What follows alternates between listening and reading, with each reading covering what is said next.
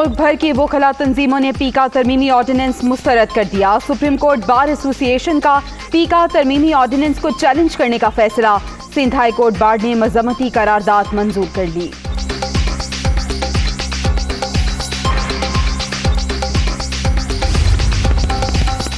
पीका तरमीमी ordinance 2022 Lahore Islamabad high court में चैलेंज। हुकूमत तरमीमी ऑर्डिनेंस से अपने मजमूम मकासद पूरे करना चाहती है।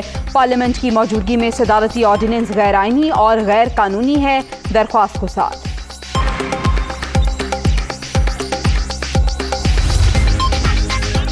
पीका ऑर्डिनेंस जदीद तारीख का उजूबा करा। जुर्म की तारीफ किए बगैर ताज़ीर मुकर्रर कर दी गई। ये काला कानून बुनियादी इंसानी हुकूक की खिलाफ वर्जी है। आइन, कानून और जमहूरियत के दिफा की जंग पूरी कुव्वत से लड़ेंगे। मरियम औरंगजेब का रद्द अमल।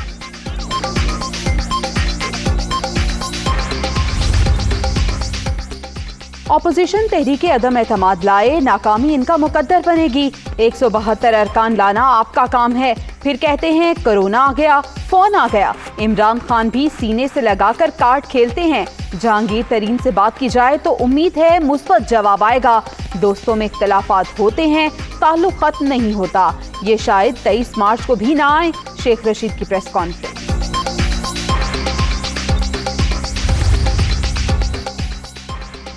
हुकूमत के खिलाफ तहरीक अदम एतमाद के लिए एक और बड़ी बैठक। मौलाना के बाद शहबाज शरीफ की आज आसिफ जरदारी से मुलाकात। हुकूमत मुखालिफ तहरीक पर बातचीत होगी। बिलावल भुट्टो का भी मुज़ाकराती मुलाकात में शरीक होने का फैसला।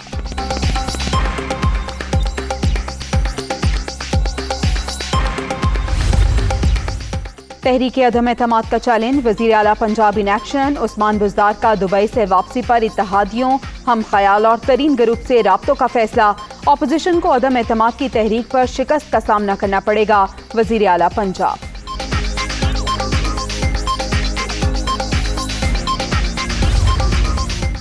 सियासी अमल की वजह से राबते सबसे होते हैं। फैसले सियासी साख को मद्देनजर रखते हुए मुशावरत और सोच समझ कर करेंगे।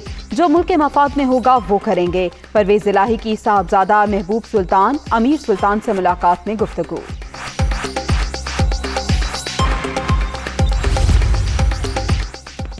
वज़ीर आज़म का भारतीय हम मनसब को टीवी पर मनासरे का चैलेंज। मौजूदा भारत गांधी और नेहरू का नहीं, मोदी का है।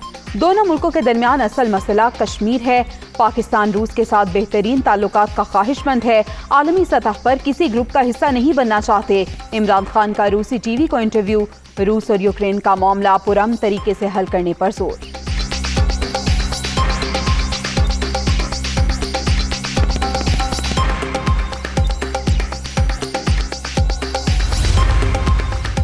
ऑपरेशन रद्दुल फसाद को 5 साल मुकम्मल। तूलो अर्ज में दहशतगर्दों और सहूलतकारों के खिलाफ कामयाब ऑपरेशन। कराची से खैबर तक रियासत की रिट मुकम्मल बहाल। जमशुदा कबायली इलाकों से गवादर तक तरक्की के नए दौर का आगाज।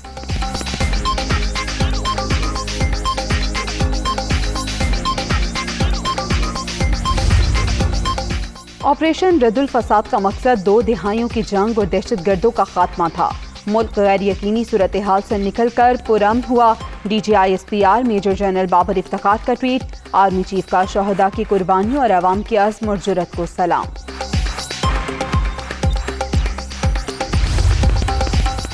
वज़ीर आला सिंध की मकतूल सहाफ़ी अतहर मतीन के घर आमद। वो रसा से ताज़ियत। सिंध पुलिस को कभी सियासी मकासद के लिए इस्तेमाल नहीं किया। अमन व अमान बहाल करने के लिए शॉर्ट टर्म और लॉन्ग टर्म सख्त इक़दाम कर रहे हैं। मुराद अली शाह।